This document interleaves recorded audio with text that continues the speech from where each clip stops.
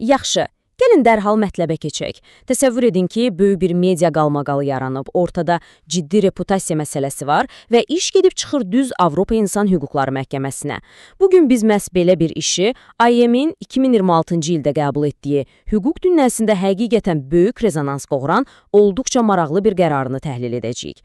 Bu izahlı təhlildə biz böyük bir səs-küyə səbəb olmuş sensasiyalı bir dini difamasiya davasının necə kiçik, lakin tamamilə dağıdıcı bir texniki səhvlə toqquşduğunu görəcəyik. Söhbət Ermənistanda fəaliyyət göstərən Həyat Sözü kilsəsi və onun rəhbəri Artur Simonyanın dövlətə qarşı iddiasından gedir. Gəlin başlayaq. Bax, bu sualı bir anlıq özünüzə verin. Doğrudan da sadə bir texniki səhv sizin ədalətli mühakimə hüququnuzu əlinizdən ala bilərmi? Haqlı olduğunuzu sübut etmək üçün illərlə məhkəmələrdə mübarizə aparırsınız. Ortada şərəf, ləyaqət, dəyərlər kimi çox həssas mövzular var. Və birdən, sənətdəki sadəcə bir kiçik çap səhvi bütün işinizin zibil qutusuna atılmasına səbəb olur. İnanılmaz səslənir, elə deyilmi? Amma reallıqdır. Gəlin görək bu işdə vəziyyət necə cərəyan edib. Hər şeyin necə başladığını anlamaq üçün əvvəlcə hadisələrin düz mərkəzinə, o səskülü 2011-ci ilin media fırtınasına qayıtmalıyıq. 2011-ci ildə cəmiyyətdə çox böyük səs-küyə səbəb olan bir hadisə baş verdi. Şəxsi xarakterli pornoqrafik materialların yayılması ilə bağlı bir qalmaqal partladı və bu işdə məşhur bir aktrisanın adı hallandı. Yəqin düşünürsünüz ki, bunun dini təşkilata nə aidiyyatı var? Məsələ burasındadır ki, oktyabrın 19-da İravung Hetagnutyun qəzeti bir məqalə yayımlayaraq bu aktrisanı evangelist dini təşkilat olan Həyat Sözü kilsəsi ilə əlaqələndirdi. Çox keçmədən başqa bir qəzet də bu hekayəni götürüb yenidən çap etdi. Kilsə və onun rəhbərliyi qəfildən medianın ağır ittihamlarının hədəfinə çevrildi və artıq noyabr ayında onlar şərəf və ləyaqətin müdafiəsi, yəni difamasiya iddiası ilə məhkəməyə üst tutdular. Çünki qəzetin istifadə etdiyi dil sadəcə xəbərçilik deyildi. Onlar məqalədə vəziyyəti məhz belə təsvir etmişdilər. Sekta, insest və pedofiliya ittihamlarının partlayıcı kombinasiyası. Təsəvvür edirsiniz, bu hələ son deyil. Məqalələrə rəqəmsal yolla manipulyasiya edilmiş şəkillər də əlavə olunmuşdu. Məsələn, Pastor Simonyan keşiş geyimində, həmin o aktrisa isə rahibə geyimində fotomontaj edilmişdi. Qəzet açıq şəkildə kilsəni cəmiyyət qarşısında təhlükəli bir qurum kimi göstərirdi. Və beləliklə, məsələ keçir hüquqi müstəviyyəyə. Məhkəmədə difamasiya döyüşü başlayır və əsas hədəf bir sözün, sekta sözünün hüquqi çərçivədə müəyyən edilməsi olur. Burada əsas mübahisə tamamilə iki zidd mövqeyinin toqquşması idi. Kilsənin mövqeyi aydın idi, onlar deyirdilər ki, biz qanuni qeydiyyatdan keçmiş dini təşkilatıq və sekta ifadəsi bizə qarşı nifrət, yaradan bizi alçaldan böhtandır. Qəzet və nəticə etibarilə yerli məhkəmələr isə deyirdi ki, xeyr, sekta sadəcə ifadə azadlığı çərçivəsində qorunan bir dəyər mülahizəsidir. Onların fikrincə, jurnalistlər cəmiyyəti silkələmək üçün şok edici və provokativ dildən tam rahatlıqla istifadə edə bilərlər. Bəs yerli məhkəmə bu məsələdə necə qərar verdi? Onlar çox mübahisəli bir addım atdılar. Dövlət məhkəməsi kilsənin inanclarını ölkənin əsas, dominant dini olan Erməni Apostol kilsəsi ilə müqayisə etdi. Təsəvvür edin, hətta qəzetin patriarxa göndərdiyi və cavabında bu kilsə sektada deyilən bir məktubu da rəsmi əsas kimi götürdülər. Məhkəmə qərar aldı ki, Həyat Sözünün baxışları əsas dindən fərqlənir, deməli onlara sekta demək təhqir yox, sadəcə təsviri bir qiymətləndirmədir və kilsə buna dözümlü yanaşmalıdır. Ərizəçilər isə haqlı olaraq hesab edirdilər ki, dövlət bununla tərəfsizlik prinsipini ayaqlar altına aldı. İndi isə gəlin dini mübahisələri bir kənara qoyaq. Çünki əsl dram bundan sonra məhkəmənin yuxarı instansiyalarında tamamilə gözlənilməz, texniki bir xətadan doğan bahalı bir hüquqi səhvlə başlayır.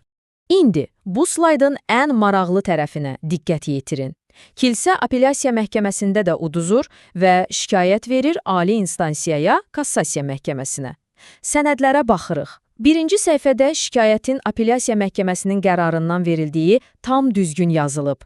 Əlavə sənədlər qüsursuzdur. Hətta məktubun məhz apellyasiya məhkəməsinə getdiyini sübut edən poçt qəbzləri belə var. Hər şey mükəmməldir. Amma ən sonuncu cümlədə bircə kiçik diqqətsizlik üzündən apellyasiya yerinə səhvən rayon məhkəməsinin qərarı ləğv edilsin sözləri yazılıb. Cəmi bir cümlə, bir avtomatik kopiroma səhvi. Və bilirsiniz, Kassasiya məhkəməsi nə etdi? Bütün şikayəti rədd etdi. Bəli, düz eşitdiniz. Onlar bildirdilər ki, siz ən son cümlədə rayon məhkəməsinin qərarından şikayət vermisiniz. Bizim isə bu mərhələdə o qərara baxmaq səlahiyyətimiz yoxdur. Qanun məhkəməyə belə texniki səhvləri düzəltmək üçün ərizəçiyə vaxt vermək imkanı tanısa da, məhkəmə qəsdən bu qapını bağladı. Bütün bir insan hüquqları davası bircə abzaslıq katiblik səhvinə görə çökdürüldü. Məhz bu cür halları təsvir etmək üçün hüquqşünaslıqda çox vacib bir konsepsiya var. Buna ifrat formalizm deyilir. Yəni, sən qanunları və prosedurları o qədər quru, o qədər dar çərçivədə tətbiq edirsən ki, prosesin əsl məqsədi, ədalətin bərqərar olması sadəcə yoxa çıxır. Vətəndaşın məhkəməyə çıxış hüququ tamamilə məhv edilir və məhz bu arqument Avropa İnsan Hüquqları Məhkəməsinin məsələyə müdaxiləsinin əsasını təşkil etdi. Nəhayət, illər sonra iş gedib çıxır Strasburqa. Avropa İnsan Hüquqları Məhkəməsi bu mürəkkəb toqquşmanı, din azadlığının ifadə azadlığına qarşı mübarizəsini necə həll edəcəkdi? Gəlin 9-cu maddə üzrə mövqeyə baxaq. Bir çoxları üçün sürpriz ola bilər, amma AİHM diffamasiya məsələsində yerli məhkəmələri haqlı saydı. Məhkəmə qərara aldı ki, konvensiyanın 9-cu maddəsi, yəni din azadlığı pozulmayıb. Onların fikrincə, yerli məhkəmələr jurnalistlərin ifadə azadlığı ilə kilsənin hüquqları arasında balansı düzgün qurublar. Strasburq hakimləri qeyd etdilər ki, kilsəyə sekta deyilməsi həqiqətən də sərt tənqiddir. Amma bu, dövlətin hər hansı bir dini o birindən üstün tutması demək deyil. Sadəcə, ictimai müzakirədə buraxılan bir dəyər mülahizəsidir. Yəni, ərizəçilər dini tərəfdən işi uduzdular. Bəs konvensiyanın 6-cı maddəsi.